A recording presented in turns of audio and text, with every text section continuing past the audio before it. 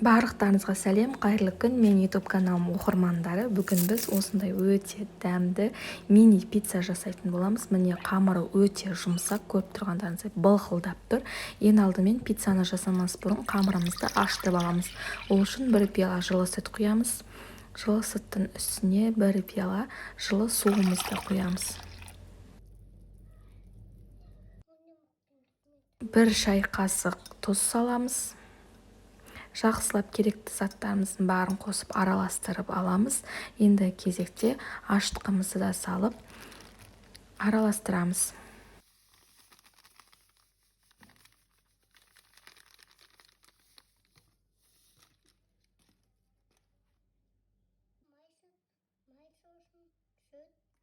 Ашытқымызды салып болған соң сұйық май құямыз.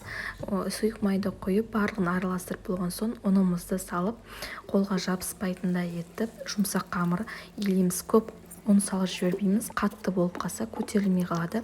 Ең соңында қамырымызды біріктіріп болған соң осылай сұйық майды міндетті түрде құямыз. Сол кезде қамырымыз жұмсақ болып, әдемі болып көтерілетін болады.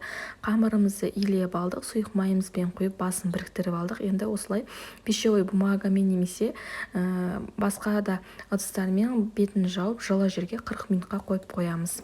Сіздерге бір лайфхак айтайын, микроволновкаға қоятын болсаңыздар 30 минутта көтерілетін болады. Енді салмасын дайындаймыз. Колбасаны осылай майда-майда көбіктеп бөліктерге бөліп турап аламыз. Салмасына өз қалауларыңызша қоса бересіздер.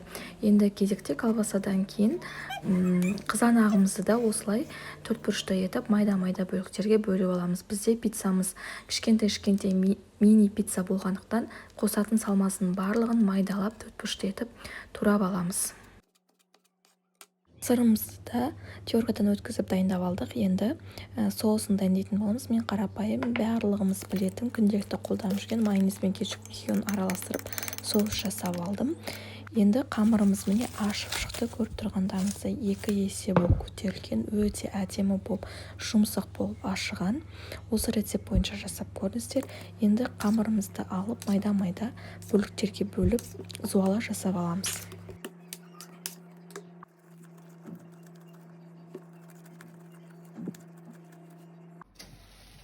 Барлық қамырымызды зуалаға жасап алдық. Осылай противенге қойып, бетін міндетті түрде сүлгімен немесе салафанмен жауып қоямыз көтерілгенше. Міне қамырымыз көтеріліп шықты.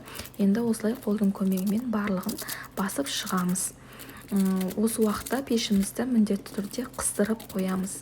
Қыздыру тұру керек. Менде қамырларым көп болып бір-біріне жабысатын болғандықтан 2 қамырымды алып тастадым. Енді бетіне жаңағы соустарымызды жағып, вилкамен міндетті түрде басып шығамыз.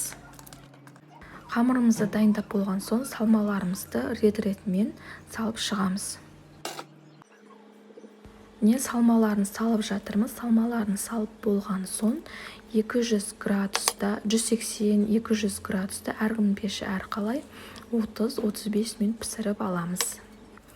Міне пісіріп алдық. Енді дайын болған пиццамыздың бетіне сырларымызды үкіштен өткізіп салып, тағы да 5 минутқа қойып аламыз. Сырымыз ерігенше қатты ұзақта ұстамаймыз. Қатты күйіп кетсе, пиццаларымыз қатты болып қалады, қытырлап.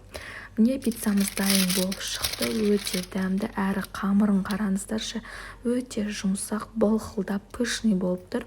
Сіздер де осы рецепт бойынша жасап көріңіздер. Менің каналыма тіркеліп, лайк басып қолдап кетіңіздер.